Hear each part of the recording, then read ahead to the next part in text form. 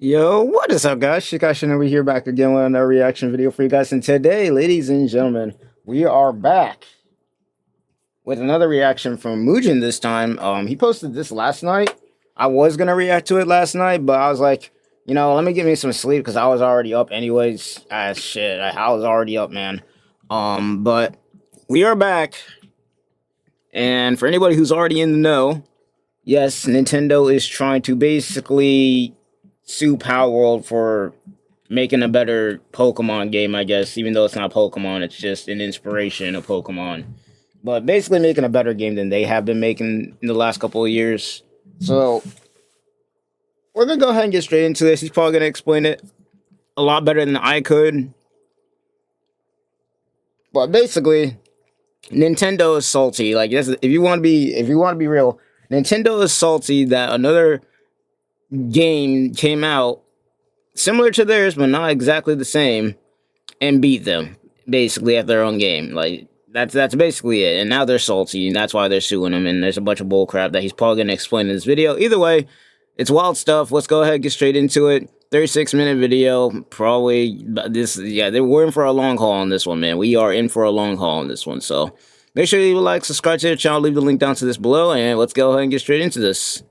By now, Nintendo as a company has a complete chokehold on so many of our childhoods. From their versatile consoles to their abundance of very high quality games, it comes as no surprise that they were and still are one of the biggest companies on the planet. You know what's crazy is Nintendo, like, it used to be the company that everybody would go to because they were the, how would you call it? They were the ones who would make really good games at a good price. So, like, back then with Xbox and, PlayStation being so expensive, Nintendo was kind of like the budget-friendly, like, consumer, kind of company where it's like, if you couldn't afford any of the really, like, expensive stuff, like PS5, Xbox stuff, then, Nintendo was there, and they were cooking. I'm gonna, say that Nintendo was cooking up to the point when they made the Nintendo Switch 1. And then after that, they started falling off. That's when they started falling off. After they made the Switch 1, they started falling off. Some people would argue after the Wii U, because that's when they took their biggest hit, but the only reason we don't say that they fell off there is because the guy who was in charge at that point in time was actually consumer friendly and actually cared about the customers and the gamers, versus the guy that's in charge right now who is just more focused on money and just being lazy and just pumping shit out, which is why we've been getting in the messes that we've been getting in right now, with Nintendo doing the stuff that they're doing, with them trying to brick your console if you try to mod it, and all this other crap that they're doing right now, that he's probably going to talk about in this video. But Nintendo used to be that company, for real. It used to be that company, but ever since the original dude passed away, and then the other guy who was working with him ended up quitting, the new guys in charge, man, let's just say they ain't exactly on the player-friendly side. They're more on the we want money side. So, kind of sucks, though, because, yeah, they were cooking back in the day, but now, they still technically are cooking, if we're talking about money-wise, but consumer-wise, not so much. Is the reason why you got half the fan base right now split on if they're buying a Nintendo Switch 2 or not, let alone the new Pokemon game versus the new Digimon game, or in this case, with Palworld in this game. In fact, a lot of people are kind of boycotting Nintendo because of what Nintendo's doing to Palworld right now. So, let's go ahead and get straight into this. But other than having a monopoly on our childhoods, they also happen to be known for something else. Their unparalleled pettiness when it comes to legal matters. Most petty company of all time, bro. Often individuals for things that other companies couldn't care less about. The most petty shit. Suing a random supermarket in Costa Rica just because it's called Super Mario. And more recently, on October 2025, going after a Reddit mod because he private messaged some people a link to pirate Nintendo games. He's currently funny. Being sued for over $4.5 million, bro. What the frick? And it could have been way higher. You really My ass, dude. But other than these comical lawsuits, Nintendo just happens to be in one that is existential to the entire gaming industry. On January 2024, the extremely successful indie game by the name of Palworld would come out. It was obvious from the start that it was heavily inspired by Pokemon, but it didn't infringe on any of its copyrights. It did not. Nintendo was so salty I still need to play Palworld. I haven't played it yet. To make money off of something that looks similar to one of its franchises that it went ahead and sued them in any way they can. Instead of doing copyright lawsuits, they would go with one about patents. From the start, they had the intention of playing this dirty. And recently, in the summer of 2025, they would somehow get a patent approved in the US that would forbid others from making games in which they have a pet fight another pet with something similar to a Pokeball. Which is crazy because this is how you know that they're salty about Palworld, because other companies have made stuff like this well beforehand. Well beforehand. Like, Pokemon was not the first one to be out here summoning a creature to fight another creature. Other companies have done this way before they have. So them trying to make this patent is stupid. Now, for anybody who doesn't know what a patent is, it's basically them claiming the ability for them to exclusively be the ones who can do this certain thing. And the reason why this was a thing in the first place, why patents are a thing in the first place, is because back in the 1900s, obviously with all the inventions coming out, what could end up happening is a big company could steal your idea and then get all the money off of it while you just basically get cooked. So the United States made this patent law to where, you know, if you are the original person who made this idea, you can patent it, claim it as your own, so that nobody else can basically copy your ability and claim it as their own, because you're the one who made it first. Only difference in this case is Pokemon was not the first one to come out with the ability to have one creature fight another, which is why this patent is dumb as hell. And that's how, once again, you can tell they're salty as hell that they even, like, the fact they even tried this, like, once again, they're not suing Digimon, they're not suing World of Warcraft, who had a similar thing, they're not suing Withering Waves, who also had a similar thing where they had creatures fighting each other. And what other game can I think of right now that has creatures fighting each other and stuff? Let me see. What else can I think of? Digimon, Withering Waves had an event recently, though it's not a game, so I guess that's probably why they didn't bother with that. Digimon, Withering Waves, World of Warcraft had that event a long time ago. I'm trying to think, but nah, I think that's it. But, like, think about that for a second. That's like Yu-Gi-Oh! Like, imagine Yu-Gi-Oh! Trying to sell Pokemon for making a trading card game. Like, that's the kind of shit that we're talking about right now. It's so dumb. It's so dumb. Something that's been done before by other games countless times and shouldn't be classified as inventive enough to be a patent. It's not inventive enough. Was in complete shock. This is truly existential, because if they win, this will set a precedent in which any company can just somehow get a patent approved in order to destroy any of their competition. Like, they will not win this shit. I'm guaranteeing it right now. They will not win this shit. And honestly, their goal isn't to win this shit. For anybody who doesn't know, the only reason Nintendo is taking them to court over this is because they want to bankrupt the people who make Palworld. They don't care about the money. Because if they cared about the money, what they would do is they'll go to Palworld and be like, okay, you know, we don't want to take this to court because it's going to cost both of us money. So why don't you just give me a cut of the money that you made from Palworld and we just call it a day? No, they don't want that. They want to bankrupt the people who make Palworld. That's why they're even taking this to court in the first place. And they're going to lose. Because nothing that they're yapping about is original. Like, other people have made stuff way before Pokemon has. So for them to try and make a patent, especially when it comes to one creature fighting another, they're going to lose that fight. Heavy. And last I heard, they're struggling right now. Nintendo's lawyers are struggling right now. That's last I heard anyways. Especially if they're a smaller developer. The situation is obviously way more complex than this, so that's why I figured I'd have to make a video about it. At the same time, we got a very unexpected revelation. Oh yeah, I forgot about this. Notice how Pokemon, when Homeland Security did this whole thing where they did like a parody thing of them catching, I guess, illegal immigrants in the U.S. Notice how when Homeland Security, you know, used their song footage and everything like that, normally Nintendo be all over that shit trying to go and sue and everything like that. But in this case, they said, nah, we're not going to try and sue Homeland Security or the U.S. government. Once again, this just shows, once again, how petty Nintendo is. That somebody was able to make a better game than them. Because they're not going after any of these other games. They're not going after fucking Homeland Security out here, who literally is using their footage without their permission. But they're going after Palworld because they made a game that for a long time people have been wanting Pokemon to innovate, but haven't. But Palworld made a game that's like Pokemon, not the exact same, but innovated. It's what the players have been asking from Pokemon for years, and then Nintendo gets salty and tries to do what they're doing now. It's crazy, dude. Expected event. Nintendo's biggest weakness that might just stop them from pursuing this lawsuit further. So you already know the drill by now. Let's do it. About it.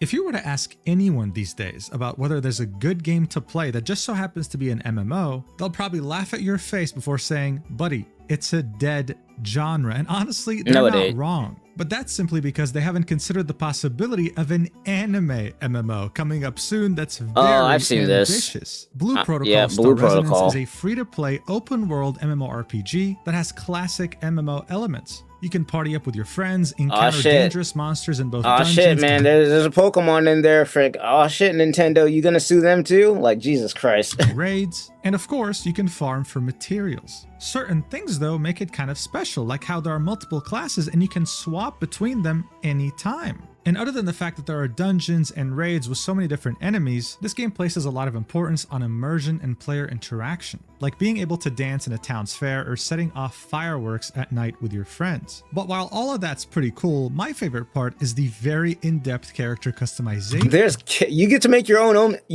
own MC in this shit? Does Blue Protocol have a freaking... I'm gonna have to look at this afterwards. Yo. You can truly make your character stand out in this game. I'm about to be dripped out as hell. And the best part? This game's available now. You'll find the download link as well as limited time codes and launch rewards in the description and pinned comment. So make sure to check it out. Thank you, Star Resonance, for sponsoring this video. I want to try it. All right, so to truly understand the I want to try it. You get to make your own shit. You have to go back to the basics. What the hell is a patent anyway? Many people would probably define it as a piece of paper that gives you, the inventor, full exclusive rights to make whatever you invented. In reality, though, it's more like a weapon. And all we have to do to truly understand it is look at this example of a patent and seeing how the United States defines it themselves. It says, grants to the persons having title to this patent the right to exclude others from making, using, offering for sale, or selling the invention throughout the United States of America. So this isn't about you having the right to make something. This is you having the right to stop others from making something that you invented. Whether you actually choose to pursue people stealing or using your invention, though, is completely up to you. And in the US in particular, you would have this right for 20 years. But why does this even exist? Well, during the 18th century, humanity witnessed the Industrial Revolution. Okay, I was wrong. It was the 18th century, so 1980s. Not 1990s. I was off by I was off by one. My bad. Changing their world forever with the insane amount of new inventions created every single day. Countries loved these new inventions because they kept them competitive and increased their productivity output.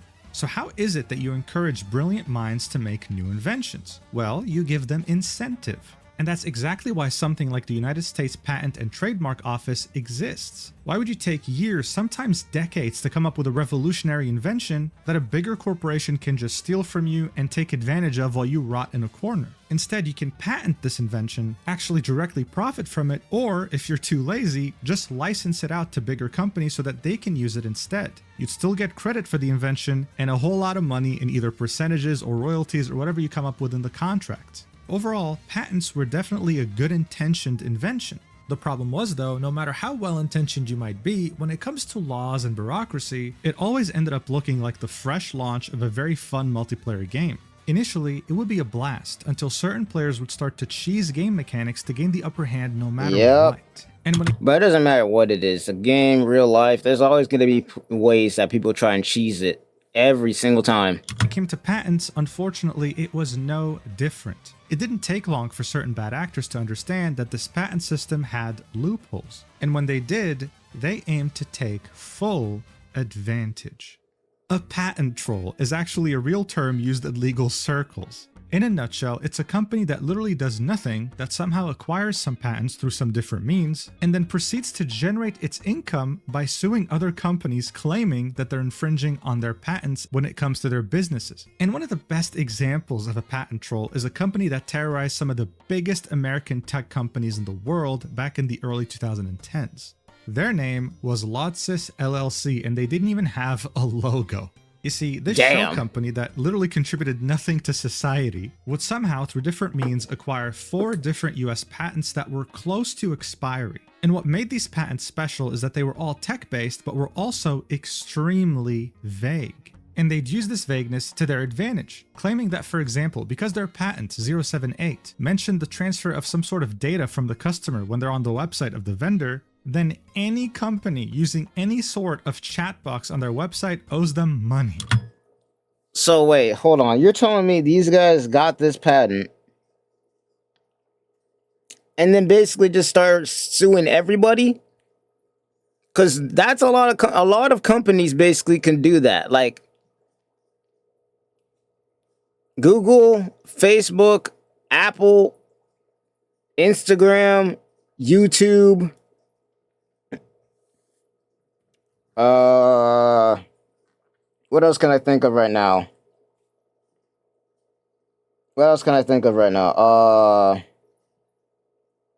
Twitch.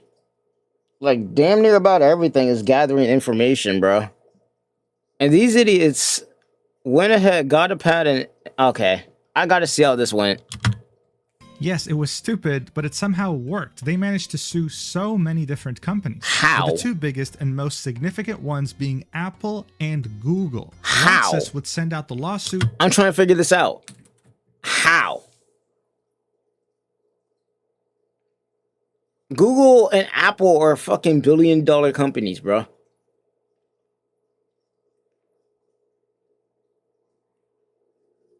These 2 are billion-dollar freaking companies. How the fuck did they lose to some no-name brand? Did they even take this to court? That's the real question, actually. Or did they just settle and say, screw me? Like, that's what I gotta figure out. Because they might have just said, screw it, and gave them their money anyways. And these 2 multi-billion-dollar companies would settle, making a deal with them to acquire their patent through a license, either through a percentage-based revenue share or through a lump sum cash payment. Now, at this point, it's understandable for you to be confused. How? I mean, how the hell does such an obvious I would have taken that shit to court, bro. I do not care. I'm taking that shit to court, man, because hell no. With the amount of money that Google and Apple have, bro, I'm taking that shit to court. Because in court, if I'm correct with patents, there's a chance that if you go to court for a patent, that patent could just be irrelevant. Like, somebody could literally just look at that shit and be like, that's not even inventive at all. Like, somebody's already done this, and they might just throw the whole patent out. The only reason they don't do that is because sometimes people don't even challenge the patent or take it to court. And for anybody who's wondering, the only reason I know this kind of stuff is because I took a class where they were talking about this, and for some reason it's just stuck in my head. With such vague patents, successfully managed to extort money out of such big companies. How come there's no pushback? How come they don't even go to trial? Well, that's where things get very interesting. According to the study by the Stanford Law School in 2004, only 0.1% of all patents are litigated to trial. Yeah, that's right. It means that 99.9% of all patents either never have any issues or simply solve things before actually going to trial through settlements. And just in case there's any confusion, the trial stage of things is what you see in movies, right? It's when both sides go through the very lengthy process of presenting their case to a judge. Another interesting thing that came out of the study is that nearly half of fully litigated patents are declared invalid. This distinction is critical to understanding the economic impact of patents. This means that out of the 0.1% of all patents that actually do go to trial, there's a coin flip of a chance that these patents are just get thrown out, invalid, that they should have never been patents in the first place. Garbage, bro. This is why when patents are discussed from an economic and practical standpoint, they're seen as a right to try to exclude by asserting the patent in court. This means that just because you're given a patent, it doesn't mean that it's guaranteed to work in court. So if that's the case, why didn't Apple and Google, multi-billion-dollar companies, actually pursue Lotsis? Yeah, that's a good question, because honestly, with the amount of money they had, there's no way in hell that no-name company would win that shit. There's no way. There's no way they'd win that shit. They go to trial instead of giving them lumps of money. Well, that's where things get even more complicated. These companies already have a huge horde of corporate lawyers. The problem, though, is that corporate lawyers are seen more like general physicians. You can go to a general physician if you have a cold or something else that's mild, but if there's something wrong with your brain, you need someone specialized in that area like a brain surgeon. There will be way less available and they will cost a fortune more. That's the exact same case with patent attorneys. You could sell both your kidneys on a Friday night, and by next Friday, they're already packing their bags going to the next client because you already ran out of money. Okay, so I get it. The reason why they didn't go after these dudes is because it would cost too much money. Because the lawyers they would have to hire and how long it would take to get through the trial would take so long that it burned so much money that's not worth it in their eyes. I don't know. Me personally, I would still go for it. Because once again, the patent that these guys are getting sued for has been done a million times over by this point. Like 2012, 2013, there have been so many websites that collected information from people who used their website, bro. There's no way in hell that patent was going to be seen as legitimate. They would have lost that shit. You'll be bleeding tens of millions of dollars. You'll be losing employee productivity since they work hand in hand with patent attorneys so that they understand the product being sued specifically, and seeing that patent-related trials last an average of 4 years, for 99.9% of the time, it's simply not worth it. This is why it doesn't matter if you're a billion-dollar company or a trillion-dollar company. Unless the patent being infringed is existential or you're 100% sure that you can win, it's better to just give the money that this dumb shell company's asking for and just moving on. But you want to know what's interesting? In May of 2012, Lotsis would sue 55 companies on US soil. 54 of them would of course settle, but only one company decided to go to trial because they just couldn't stand them anymore. And that was the Russians. So these dudes were just going around just suing everybody. They were just getting their bread up, bro. With those 4 patents or that one patent.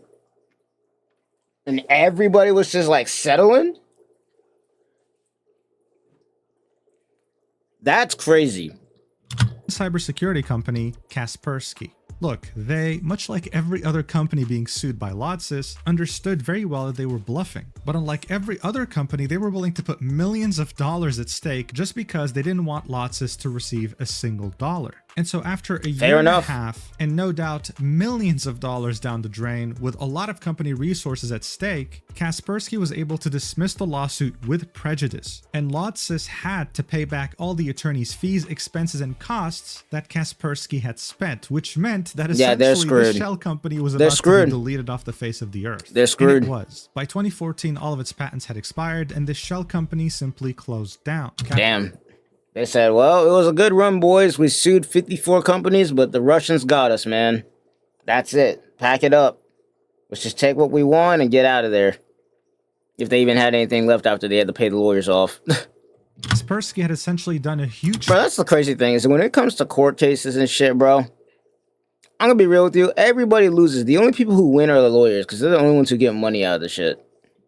Favor to anyone working in the tech industry, and companies could finally carry on without being constantly harassed. But as we've already established, this was a small shell company specifically designed to extort companies with vague expiring patents. But the question that everyone was too frightened to ask was, what if a company with significantly more resources and one of the most aggressive teams of lawyers ever seen ended up using that same patent troll strategy? Well, it would take a bit over a decade, but we would finally and unfortunately get an answer to that question. And all it took for it to happen was an extremely successful... Here we go, bruh.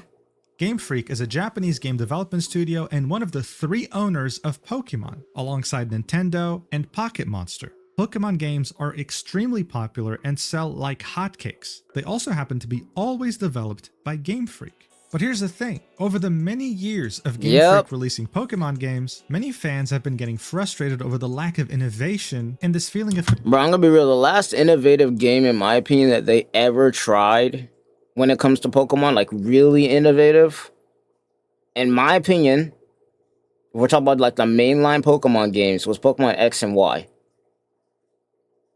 That, like, I feel like that Pokemon, as far as their innovation goes, around the time when they made Pokemon X and Y is around the same time when they stopped getting creative and they started getting lazy.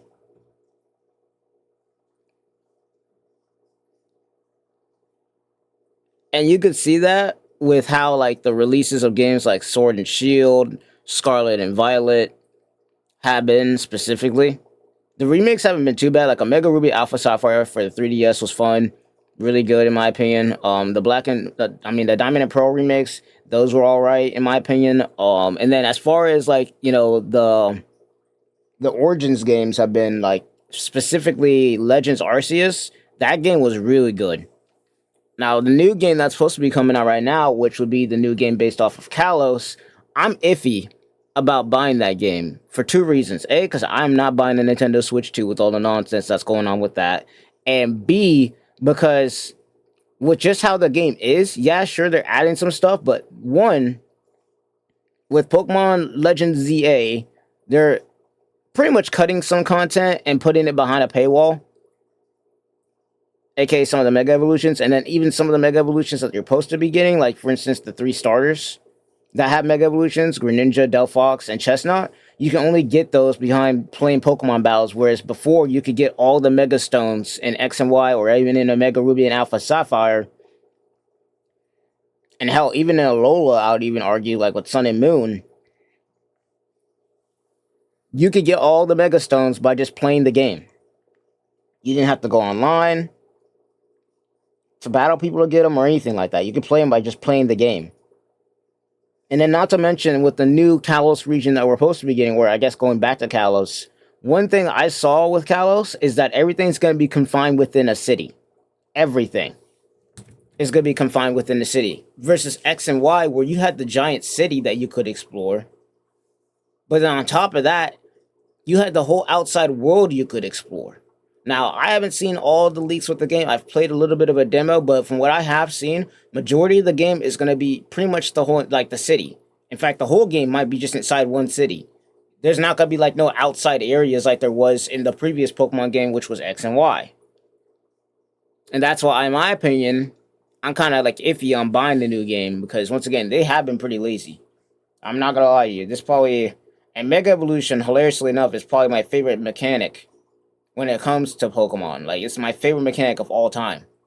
I like the whole Gigantamax thing, and I like the whole Z move thing that they did with Alola, but Mega Evolution, bro, just the concept of it and how it works is absolutely freaking peak. And I don't know how to feel about it. I don't have a Switch 2, and knowing how Nintendo is with how stuff is, so who knows how the game's going to turn out on Switch 1. So it's kind of one of those games where I'm kind of waiting on it, because I'm thinking about buying the Digimon game, but at the same time, with the Digimon game looking so good and everything like that, the one thing it doesn't have is the ability to be able to kind of, like, battle other people online. Because obviously with Pokemon, the main thing is, like, okay, you capture Pokemon and everything like that, but then also you can battle other people. So it's one of those things where I'm just waiting to see how the game turns out before I buy it. This is gonna be like one of the first Pokemon games, in my opinion, where I don't just straight up buy it right off the rip. Because after Scarlet and Violet, bro, I'm gonna be real. That was after Scarlet and Violet, they kind of screwed that up. They kind of screwed that up. I'm not gonna lie to you. After Scarlet and Violet, I'm kind of waiting to see how the game looks on Switch 1, because I'm not buying a Nintendo Switch 2 right now. If I ever do buy a Nintendo Switch 2, it's gonna be when it's on sale or something like that. Because I'm gonna be real, there's not that much difference between the Switch 1 and the Switch 2, other than, I guess, the quality, and even the quality differences aren't that huge. Even the quality differences ain't that huge.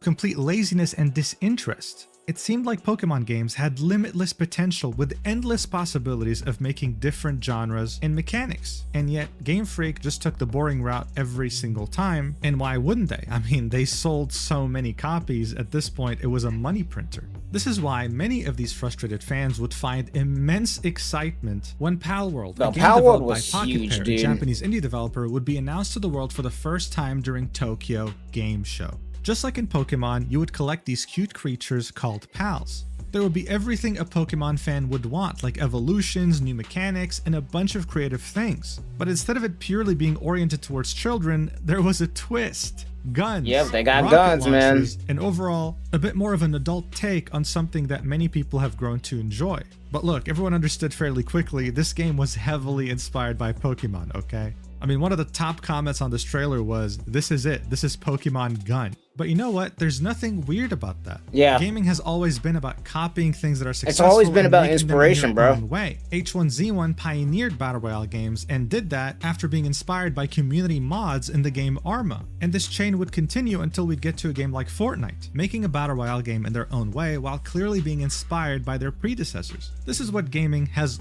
always been about, and at this point, it came to be expected. What no one was expecting, though, including Palworld's own developers, was the massive success they'd receive overnight on the game's release. Which is the crazy part. If this game never did well, like let's say it didn't blow up the way it did, Nintendo wouldn't have even looked in its direction. But this game did so well. This game sold so many copies and made so much money that Nintendo's like, damn, we got to get rid of these dudes. We can't have these guys beating us. We can't have these guys showing us up. So let's do the one thing we know how to do best. That's sue everybody. The game would release in early access on the 19th of January 2024, and within just 8 hours, they would sell over 1 million copies. For an indie game, that's huge, bro. But they were only getting started. In under 2 And also keep in mind, they only got, as of right now, 50 people working on that game. 50 people made that game, bro. That's not a lot of people. If I'm correct, I might be wrong on this, but I'm pretty sure before they started hiring on people, it was like maybe like 10, 12 people that was working on that game. And they sold 12 million copies, bro. Like, these indie companies have been kicking the crap out of these AAA studios, bro. The only difference is in this case, Nintendo said, we want to see everybody, and these bigger companies kind of just said, we got to figure out what we're going to do. They would sell over 12 million copies on Steam alone. Bear in mind, this game was also on consoles. And within barely a week of releasing, they would have over 2.1 million concurrent players on Steam, beating all sorts of records and being in the top 5 most played games on the entire platform. At this point, it was extremely hard to ignore this game's success. Everyone in the gaming industry knew of its existence, and it became an incredible success story. But, of course, you already know the drill by now. When something finds such immense success, you start to attract a huge amount of people scrutinizing what you've made. And sometimes, those people don't always have the best of intentions. It wouldn't take long for people to start making very direct comparisons of some of the pals in Palworld versus Pokemons. I mean, look, everyone understood that Palworld was already quite inspired by Pokemon. But I'm gonna be real, I'm looking at some of these, and I'm gonna try and be real with you. While it looks like there's a little bit of inspiration from Pokemon, it's not the same, not even close. I'm gonna be real with you. There's some resemblances, maybe with some of them, but that's just bound to happen with anything. Like, hell, take anime, for instance. Like, certain shonen protagonists, just due to how anime is, are gonna look somewhat similar. Not everything's gonna be similar, but some things are just gonna be similar. Some things will be similar. Like, imagine if, we had anime studios trying to sue each other because their characters look somewhat similar, bro. That would be so stupid. That'd be so stupid, but that's what Pokemon's doing right now. They said, oh shit, these guys look even a little bit similar to Pokemon, so let me go ahead and start suing because they made a better game than we did recently. Like, come on now. These comparisons would blow up beyond proportion to the point where something unprecedented would take place. The Pokemon Company International would personally make a statement, something that you see extremely rarely, in which they would very obviously indirectly call out Palworld personally, saying, inquiries regarding other companies' games. We have received many inquiries regarding another company's game released in January 2024. I mean, come on, that's literally Palworld. That's literally Palworld, We have not granted any permission for the use of Pokemon intellectual property or assets in that game. We intend to investigate and take appropriate measures to address any acts that infringe on intellectual property rights related to Pokemon. We will continue to cherish and nurture each and every Pokemon in its world and work to bring the world together through Pokemon in the future. Signed, the Pokemon Company. But look, the reason why the statement was so significant was because the Pokemon Company never spoke personally about such things. Yeah. Normally, when it comes to the suing stuff, Nintendo is usually the one who does it. This is probably one of the first times where you saw that Pokemon Company International actually made a statement talking about this. Because usually, once again, Nintendo's the one doing all the suing, because Pokemon specifically doesn't really get into the mainstream as far as legality and stuff like that. That's usually Nintendo, and everybody already knows that. Nintendo already knows it's hated. They just don't care because they know that they're going to sell stuff regardless. Versus Pokemon, now, that would be a different story. How crazy would it be to see Pokemon International getting into some drama instead of just Nintendo? Because once again, Nintendo already knows it's hated, especially right now. But imagine if the Pokemon, company started getting into some trouble. That would be bad for them. They don't want that. And I mean, why would they? Yeah, they're owned by 3 different companies, but Nintendo, even though owning just 1/3, actually owns all the copyrights involved with anything related to Pokemon. This is why they typically do the suing for them. And so it was official. After this very rare statement from the Pokemon Company International, it was clear. Palworld had a huge target on its back, and Nintendo was aiming to take full advantage. They were very salty about seeing a game take so much inspiration from Pokemon and being so extremely successful. And on January 25th, 2024, barely a couple of weeks after Palworld had come out, and on the same day the Pokemon Company International would make its very rare statement, Nintendo would formally announce that they would begin an investigation into Palworld and its assets. But what does investigation mean? I mean, they didn't really infringe directly on anything Pokemon related. People were hoping that this would die down, that it just proves to be some sort of misunderstanding. What they could have never predicted beyond their wildest dreams, though, was that a company like Nintendo was about to take direct inspiration from shell companies such as Lotsys.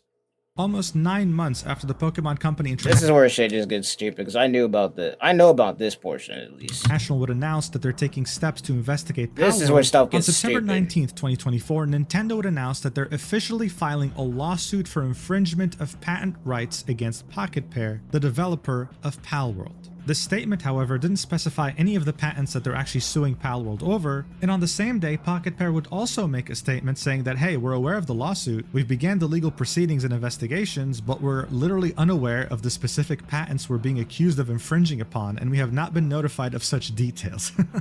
In other words, Pocket Pair was as clueless as we are about what they were exactly doing that was illegal here. It would only be almost a month later, on November 8th, 2024, that Pocket Pair would finally understand what the patents they were infringing upon allegedly were. This is when the entire gaming community as a whole bro, look at this shit. Baffled by how the 3 patents in the lawsuit look at this shit, were bro. all filed and approved. All these patents that were made literally were all made exactly after Palworld was made. That's how salty these idiots are. All of these patents, all 3 of these, were made after Palworld came out in January. Bro, this shit is wild, dude. Shit is wild. And I don't know how this is even possible to do in the first place. Because normally when you're making a patent like this, it has to be something that's original, right? Once again, in the scenario we talked about that, and I talked about this in the beginning of the video, there's already been games well before Pokemon that have a system where 2 creatures are fighting each other. That's how dumb this is. Palworld had released. That's right. Nintendo was suing Palworld for patent infringement on patents that they had presented to Japan after Palworld had released. Now you're probably wondering, Mugen, how the hell is that even possible? Well, we'll get to that. But for now, let's take a look at these patents. Well, first things first, just in case this wasn't obvious, Nintendo was suing Pocket Pair in Japan since they were both Japanese developers, hence why we're discussing Japanese patents. 2 out of the 3 of these patents involve you using a Pokeball. In Pokemon games, you use a Pokeball to either capture a creature or summon a creature. In Palworld, there are no Pokeballs, but there are Pal Spheres. Yes, of course, they're a direct inspiration of Pokeballs. Yeah, but that's the thing, it's an inspiration. And once again, the ability for somebody to summon a Pokemon or a creature out of a something, it's not new. Like, once again, you got the Digimon with the Digivices, bro. Like, what are we doing? This ain't nothing new. How is this inventive? Like, I'm trying to figure out how you can make a patent for something like this when this has been done a million times over already. But this mechanic wasn't patented at the time. The third patent was about flying your pals in the air. But this one was very specific. It was about how when you would fall in Palworld, you could summon your pal to pick you up mid-air.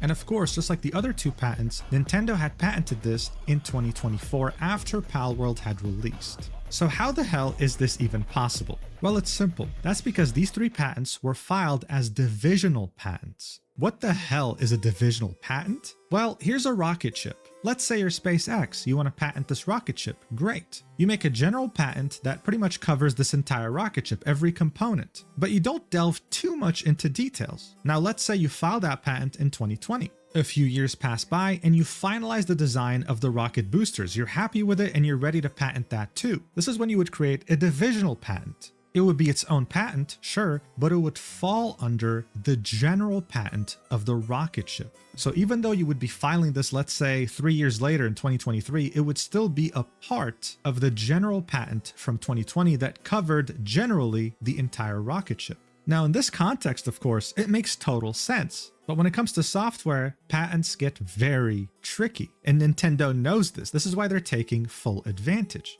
The original and more general parent patent was filed in 2021 by Nintendo. It had to do with the many generalized game mechanics involving the game Pokemon Violet and Scarlet. These three divisional patents that were filed in 2024 aimed to complete the more generalized parent patent from 2021. So yeah, you see where this is going, right? Nintendo was playing dirty, and they had no intention of backing down. But unlike Lotsys, who was a shell company just looking to get quick money from big companies, Nintendo wasn't in this for the money, come on. No. Yes, technically speaking, the injunction filed against Palworld wanted 5 million yen plus late payment damages to both the Pokemon Company and Nintendo. And yes, since Palworld had released, they almost made $500 million in gross revenue, but more specifically, 139 million in net revenue after fees and... Bruh, like, let's be real. They don't care about the money. Nintendo's $1 billion company. The money's the last thing they care about. What they're trying to do, and that's why they're taking this to court, is they're trying to bankrupt Palworld by having them do all these freaking shit in court. They're trying to stall, basically, because the longer this court case goes on, the more money that both Nintendo and Palworld loses. But in the case of Nintendo, they got money to burn, versus Palworld, not so much. Taxes. But for Nintendo, the money was nothing more than a formality. They genuinely didn't care how much money they got from this lawsuit. I mean, we're literally talking about a company worth over $100 billion. The money generated by Palworld to them was like a penny. So what exactly was going on here? Nintendo on September 19th, 2024 had effectively signaled to the world that they only wanted a trial out of this. Yes, what Apple, Google, and other billion or even trillion-dollar companies feared the most. They were heading straight for the jugular here. And other than the fact that these patents were made after the fact, after Palworld had released, showing us that they had very direct disdain towards the company, what a normal company in Nintendo's shoes would have done is do some sort of patent licensing agreement if they were really that pissed. They would just sit down with Pocket Pair, tell them, hey, listen, come on, we know that you were very heavily inspired by Pokemon, let's not be around the bush. We don't want to take this to trial, just give us a percentage of your sales and we'll call it a day. And most likely, Pocket Pair would have probably said yes, because they're also not interested in going to trial. I mean, guys, from an interview with the CEO after the game had come out, he revealed that this company had 10 employees and hired 40 employees before releasing the game. This is a... Okay, so yeah, I was right. So they had like 10, maybe 12 employees. So 10 in this case, I guess. And then they hired another 40. So like there's 50 employees working on the game, bro. Crazy. Company that has 50 people. Sure, they made over $100 million in revenue, but they were going up against a $100 billion company that has a huge team of lawyers in every region of the world that specifically work closely with its developers, understanding game mechanics and knowing exactly how to sue and defend. And now if we reference back the Stanford Law School study that was specifically done in the US, we could definitely argue that these patents from Nintendo are very vague and probably won't make it to the end of the trial. But Nope. You see, that would only be a problem for Nintendo if they actually aimed to win or lose the lawsuit. Yeah, and they're not trying to win. They're trying to stall. They don't care if they win this or not. The only thing they care about is putting Palworld in the dirt. And the only way they can do that is by making Palworld go bankrupt, or the people who own it. That's the only way that's what they're after. Their win is not winning the lawsuit. They could care less if they lose that shit or not. What they're trying to do is they're trying to get this whole entire court case or this trial to go for so long that it's going to cost the people who made Palworld so much money that they're gonna have to go bankrupt and not be able to support their game. Didn't. They know very well, more than anyone, that patent litigation is way too expensive in terms of money and time. So to them, this wasn't about money. This was about crushing Pocket Pair until there was nothing left. This was simply about sending a message. Compete with us and you're dead. And unfortunately for Pocket Pair, they would realize this actually very quickly after the lawsuit would begin. Barely 3 weeks after understanding what the patents they're being sued for were, Pocket Pair released a new patch for Palworld. It fixed some bug fixes, added some features, but also removed a very integral part of gameplay. You could no longer use pal spheres to either capture or summon your pals. If you wanted to summon them, they would just simply appear next to you. And this, for many, heavily impacted gameplay because it was a very unpleasant way of calling them. And more recently, on May 8th, 2025, you could no longer summon one of your pals when you're in midair. Instead, to not die from fall damage, you would have to equip a new item called the Glider. As a reminder, the lawsuit was presented on September 2024. It hadn't even been 1 year, and Palworld was already forced to make changes as this lawsuit is still ongoing. Yep.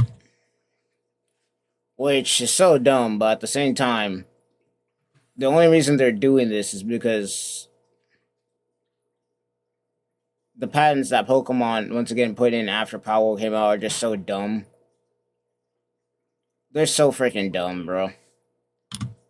According to a Japanese they're so salty, attorney, it's not he even points funny, out that dude. these changes by Pocket Pair are not in any way an admission of guilt, adding that Pocket Pair is following the standard three-pronged defense against patent lawsuits, which is to deny infringement, argue that the patents are invalid, and avoid infringement through design changes. He also noted that Nintendo does not have the upper hand, as there seems to be a fierce back and forth with Nintendo pushing for patent infringement and Pocket Pair pushing for patent invalidity. So make no mistake, they are deep in the trenches fighting right now. And when this Glider update came out, Pocket Pair would also make a statement, explaining to everyone that yes, these changes that were being introduced into the game were a direct result of these ongoing patent lawsuits. They would then go on to say that these changes hurt them as much as they hurt the fans, apologizing to them. I think it was at this point that people truly realized, wow, this really isn't going to be easy at all. Because this whole thing was anything but straightforward. Nintendo wasn't just playing dirty. They had pretty much stooped lower than a company like... I saw this a little while ago where they rewrote one of their patents, bro.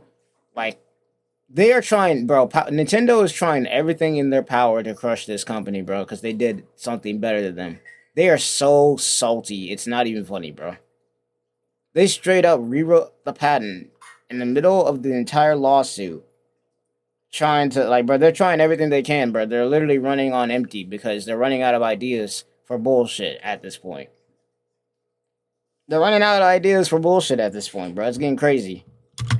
Lotsis. On July 2025, so fairly recently, they rewrote a patent in Japan mid-case during the ongoing lawsuit against Palworld.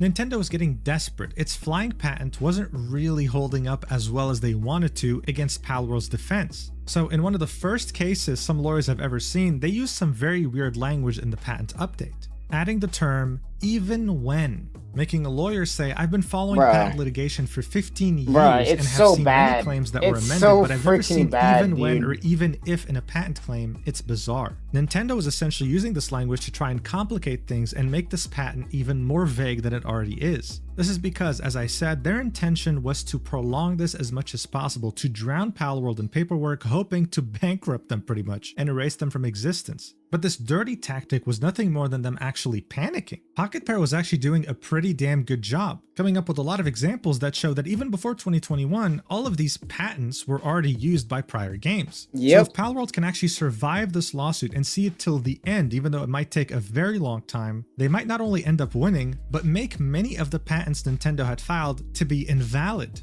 Thing is though, you'd be naive if you thought that it was going to be that easy with Nintendo. Their legal team played dirty, and just as Palworld was starting to gain some sort of a fighting chance in Japan, Nintendo was aiming to create a war on two fronts. Ever since 2004, the US Patent Office has been absolutely swamped by a huge backlog. Barely able to keep up, being understaffed. I mean, you already know the drill. This is just another government agency in a first world country in the 21st century. But due to this understaffing and the fact that they have so many applications to go through, there's historically been many people who criticize the patent office for being pretty inconsistent with their decisions on what is a valid patent and what isn't. This inconsistency would initially show itself in February 2025 when Nintendo was gearing for a US patent lawsuit against Palworld. They would present 23 patent claims, but 22 of them would be rejected, with the argument that they simply weren't inventive enough. They were used before already. But like, you gotta think about this. Nintendo is trying to stall this shit out so much that they're out here just throwing patents at a wall right now to try and say, we made this and it's us who made it original. Even though they didn't. Like, they're just throwing shit at the wall at this point because they're trying to stall this out so bad. And this all over a game that 10 people made probably in their basement, but it just sold so much money, and it's what Pokemon fans have been asking for years. And they're that salty that a game that's similar to theirs came out and it's kicking their ass. It's crazy, dude. Already by other games. But when it comes to Nintendo, this isn't really enough to discourage them. They were not only planning to fight these rejections, they had more in store. That's just how much they hated Palworld. Nintendo's efforts in the US would finally bear fruits on September 2nd, 2025, when the United States Patent and Trademark Office would grant them a patent so vague and so unoriginal that it would absolutely shatter the gaming industry in shock. This patent was filed in 2023 and was approved in 2025. In a nutshell, this patent is about a sub-character, so like a Pokemon. The patent dictates that you must be able to summon the character. It specifies things like summoning it specifically to fight, even detailing things like sending the sub-character in a direction specifically to start an automatic battle.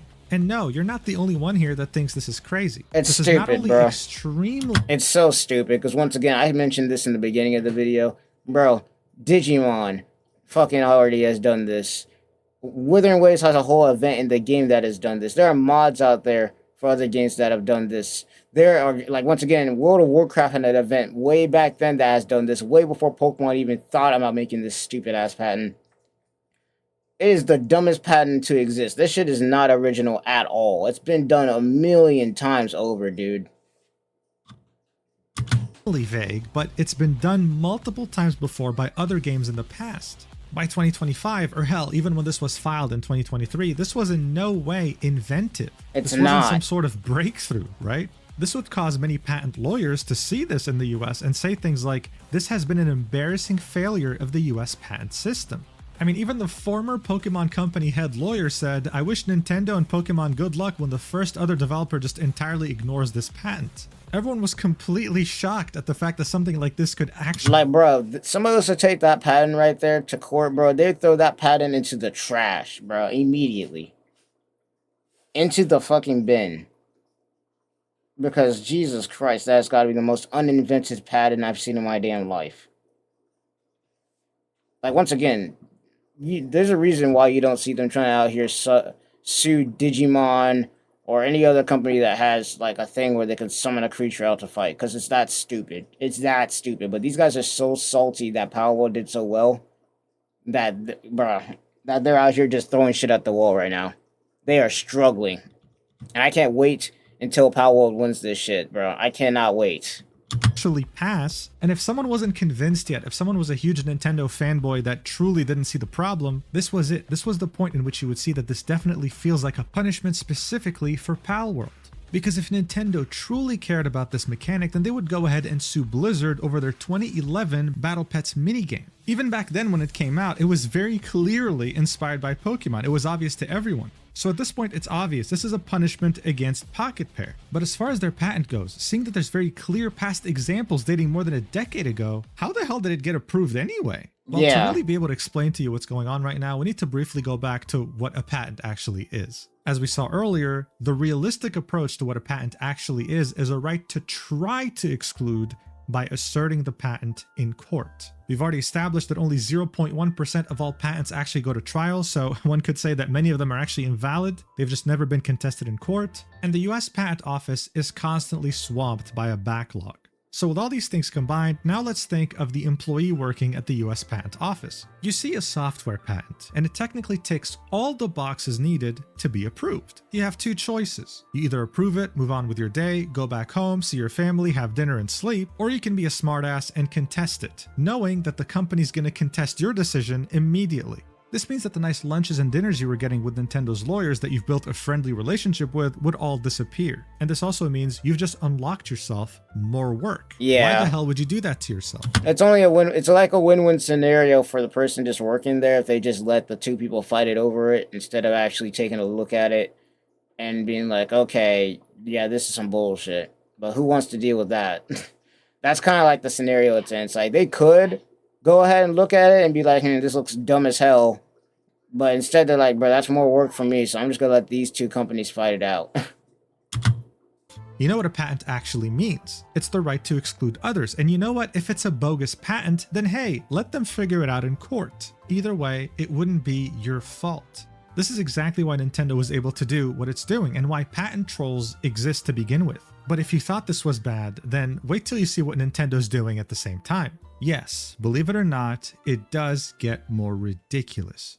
This whole thing is always ridiculous. Hated mods, even though they're created by players and have no affiliation with the games themselves. They've always made it a point to target the game developers themselves as if they were the ones to make mods that infringe on their copyrights. Something completely unreasonable that has always pissed off people who valued creative freedom, especially in the modding community. Well, you see, one of the very creative ways Palworld is pursuing Nintendo's patent claims is by showing that the things being presented in the patent were already done by people beforehand. This is the easiest way to invalidate a patent. One of those prior examples that Palworld is pushing is a mod called Pocket Souls for Dark Souls 3 that uses an extremely similar mechanic to their whole Pokeball patent. Even though it's not a standalone game and a mod, it's showing that someone already came up with this idea back in 2020, even though the parent lawsuit of the Pokeball mechanic was made in 2021. This technically goes against what a patent is. You're not the first one that came up with the idea, even if you just so happen to be the first person to actually file a patent for it. It doesn't work that way. Well, what was Nintendo's argument here? Mods aren't real games. This is coming from the same company that has personally taken down mods. Like, bro, you gotta realize how hypocritical that shit is. When they're talking about mods ain't real games, but then you're running around suing anybody and anything that even remotely looks like something that came from your company, bro. Like, do you realize how stupid that sounds? Mods ain't real games, but yet when people make mods, some mods that don't even have anything to do with Nintendo but look similar, your dumbass comes out the wazoo and starts trying to sue everybody. Like, bro, what are we doing? For other games and its own games for copyright infringement. This is very clearly showing us that they have such a hate boner for Pocket Pair that its own lawyers are starting to self-destruct. I mean, now in Japan, they're in a catch-22 situation. They either admit that mods are actual games and invalidate their patent, or they don't, and they invalidate all the lawsuits of people who are making mods of their copyrighted material in other games. Yeah, basically. It's a lose-lose situation. It is a lose-lose situation, because in both situations, you just look dumb. It's either you think mods are real games, which means that the patent don't mean shit, like he said, or you have scenario number 2, where now you gotta look at all these people that you've been suing and kind of be like, okay, yeah, these are all stupid freaking lawsuits that we've been throwing out. It's a lose-lose situation. That's how clouded by hate they are right now in regards to Palworld. It's ridiculous. I mean, by this point, it doesn't take a genius to understand this is an injustice going on right before our very eyes. How can Nintendo keep getting away with this? And are you the viewer? That's why, me personally, I say that Palworld's winning this, because right now they're struggling right now, dude. Nintendo is struggling to make up some bullshit to keep this lawsuit going. They are struggling to come up with some bullshit to make this go. And I got my money on Palworld winning this shit, bro. I really do. I really do, bro, because it's looking ridiculous right now for Nintendo. It really is. You were just meant to sit down in despair watching this all unfold without being able to do anything? Well, no, you can do something, and believe me, people have tried. In anticipation of the Nintendo Switch 2 console coming out, many people have vowed to boycott over Nintendo's anti-consumer practices since they essentially want a monopoly. Yeah, newsflash, that boycott did not work. A bunch of bots basically went and bought that shit. A bunch of bots went and bought the Nintendo Switch 2, and I'm not gonna lie to you. You can buy what you want. It ain't my money. Who am I to say, you know, what you can and cannot do? But I'm gonna be real. The Nintendo Switch 2, you basically just don't own the damn thing. You basically just don't own the Switch 2 because they can brick it whenever they decide to want to. You don't own any of the games because technically all the games are just empty cartridges. And then not to mention, what games do they got? Like, realistically, what games do they got? The only games on there that are legit strictly just for the Switch are the new Pokemon game, the new Donkey Kong game, and the new Mario Kart game, which they flopped on that. And then Sonic Racing Cross Worlds is cooking their ass right there. Like, all three of the games that they got coming out right now, you got Digimon out here that people are buying instead of Pokemon. You got Sonic Racing Cross Worlds that is beating out Mario Kart World. And as for the Donkey Kong game, I don't know how many copies that game sold, but I haven't really been hearing a lot about it. So, I don't know. Like, those are the three games they got. Every other game that they can play on the Switch 2, you can play on an Xbox, a PS5, or on PC.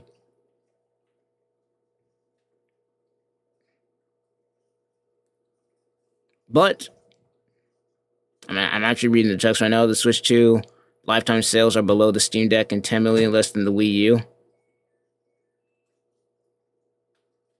Hey. It is what it is, man.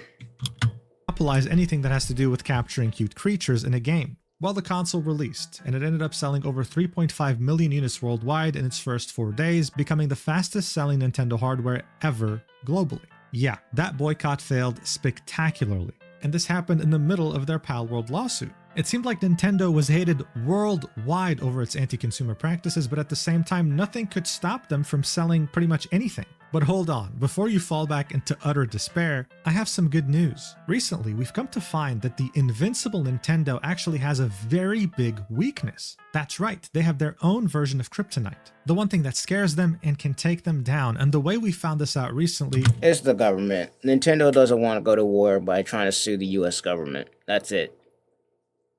Once again, that whole entire thing with the immigration shit, with them using that thing that they made with the Pokemon theme and all the footage and all that, they don't want to go to ball with they don't want to go to ball with the US government, dude.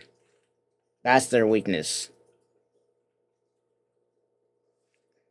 It was in one of the most unexpected ways possible.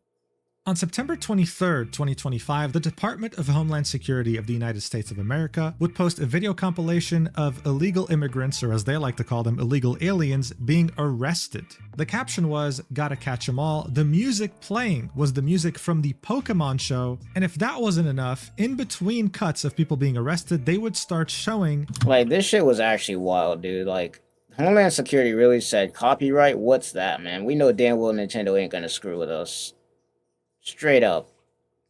Footage from the anime itself. Oh, and to really drive the point home, they would also create literal Pokemon cards of some of the people being arrested, giving them all 1 HP, showing the word illegal on the top left, and their description would be the crime that they committed. The official Customs and Border Protection account of the United States would also reply to this post with a gif of Pikachu saying, "Border Patrol's newest recruit." Now look, this was absolutely unprecedented, right? I don't think a government has ever so openly infringed on copyright like this on such a massive scale. But there we had it, right in front. Like, straight up, this is the easiest lawsuit of all time, but Nintendo didn't want to touch that with a 5-foot freaking pole.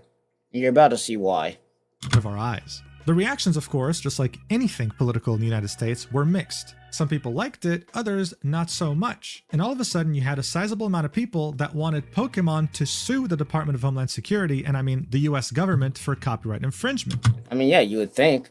Because, yeah, you got Nintendo out here suing everybody else over the smallest thing. You would think with an easy case as this, where you got Homeland Security out here using not only footage from the actual Pokemon anime, but on top of that, the whole song, Pokemon cards, you would think this is the easiest law case of all time. Nintendo would be stupid not to try and sue these guys. This is the easiest lawsuit of all time. Yeah, they didn't do that. They didn't touch this at all. This was such an easy lawsuit, guys. I mean, come on. And knowing how trigger happy Nintendo's lawyers were, I mean, come on. This was bound to happen any time now, right? People were brought to believe that this is what was going to happen. Because on the next day, the Pokemon Company International would make a statement saying no, they did not give the US Department of Homeland Security any permission to use any of its copyrights in that video. But on that same day, we'd also get another piece of news that would disappoint the fans that wanted Nintendo to sue the US government. The former legal chief of Pokemon would reveal this in an interview, saying even if I was still at the company I wouldn't touch this, and I'm the most trigger-happy chief legal officer I've ever met. Yep. Specifically, he would give 2 reasons. The first one is, many of the executives of the Pokemon company in the US are on green cards. If they were to sue the US government, they would probably lose their green cards. But the second reason he gave us was a bombshell, something that I don't think he understood how big of a deal it was. He'd say, think of how little you see the Pokemon Company International's name in the press.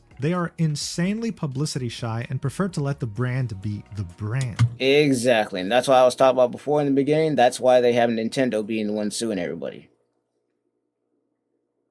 That's why imagine if instead of everybody talking about how Nintendo's trash because they're suing Palworld, Nintendo already knows it's hated, so that's nothing new. Imagine you replace Nintendo with Pokemon International companies out here trying to sue Palworld. They don't want that. They do not want their name in the press at all. That is the last thing they want. They just want everybody to look at Pokemon Company International and be like, oh, it's Pokemon, that's it. They do not want to think of Pokemon being the company that sues everybody that makes a game that looks similar to them that has 2 creatures fighting each other. It's so dumb, but at the same time, it's the weakness that everybody just figured out because of this whole scenario. So now, right now, as we were talking right now, everybody's kind of trying to put pressure on Pokemon Company International because they figured out that, this nonsense is a thing. So we'll see how it goes, but yeah, it's crazy. This statement maybe wouldn't strike you as such a big deal. In reality though, this is him openly revealing Nintendo's kryptonite. You see, there's a reason Nintendo takes on all the lawsuits by themselves. They never involve the Pokemon Company International if they don't have to. It's because they're used to being hated. They know it doesn't affect their business and they just frankly don't care.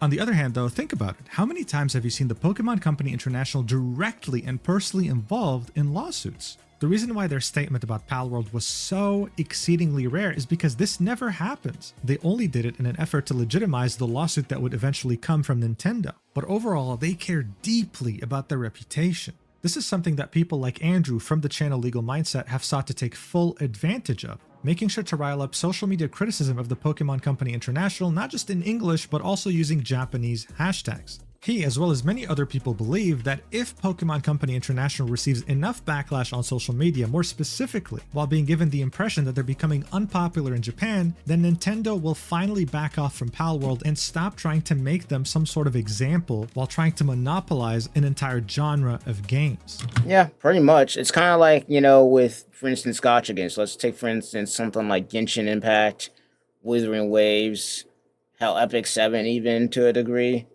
But specifically, let's just take Hoyoverse. They don't listen to the American side that much. The side that they care about is the Chinese side. So if the Chinese side starts to make a stink about something, then that's when Hoyoverse is going to take action. They don't really care about the rest of the world. And that's basically the same scenario here. Pokemon really doesn't care too much about the internationals, too much. They care a lot more about Japan than anything. It's like the same with anime. Like, they take the opinions of fans with Japanese fans a lot more seriously than they do with Western fans. So the goal here is basically, if we can get the Japanese people to make enough stink about the nonsense they're doing right here, then maybe they'll finally back off and stop being idiots over the fact that Palworld made a good game, basically. That's the goal here. The biggest threat here is Nintendo somehow succeeding in its goals, either by bankrupting Palworld or by somehow using its huge influence in Japan to win the lawsuit. If that's the case, it'll encourage other big video game companies to not fear litigation of patents anymore and go after smaller developers that threaten their money, killing all competition and monopolizing literal game genres. So if you're actually outraged by what's going on, then hey, this might be a solution. Legally speaking, I have nothing to do with this, alright? So yeah, I wish Palworld the best. I hope Nintendo doesn't succeed in anything it's doing. Thank you so much for watching this video. I hope it helped explain the situation a bit more clearly to you. And make sure to check out the new drop that just came out on October 10th with Gamersubs that looks fantastic and will probably sell out in under 48 hours. Use the code Mugen to get 10% off your total order. And yeah, I'll see you in the next video whenever that is. Probably about the 1,000 page document that Cinder dropped, but I'm not 100%. Jesus Christ. Oh, fuck me, dude. That whole 1,000 page document was ridiculous, bro. for anybody who doesn't know what I'm talking about, it's just VTuber drama that happened like a while back, and now it's getting ridiculous. I might or might not react to that if he ends up making a video about it. It's so dumb. It's so dumb, but it is what it is. But basically, in a nutshell, 100% sure. Yeah. Love you so much. Mwah. Yeah, basically, in a nutshell, screw Nintendo. Because they out here pulling some nonsense out their freaking ass with this one, dude. And I really hope Palworld just wins this outright. Because, holy man. This got to be the most dumb lawsuit of all freaking time, man. It really is. And all because Nintendo is salty, or technically the Pokemon Company in this case, is salty that some 50 dudes, or 10 dudes, I guess, starting out in their basement made a better game than they could. It's crazy, man. But we'll see how it goes. Me personally, I'm rooting for Palworld to win this one. I'm going to be real with you. I really am. Because Nintendo's been on some BS. Nintendo has been on some BS lately, man. They really have. So, we'll see. But without further ado, hope you guys enjoyed. Let me know your thoughts down below. And I'll see you guys in the next one. Peace.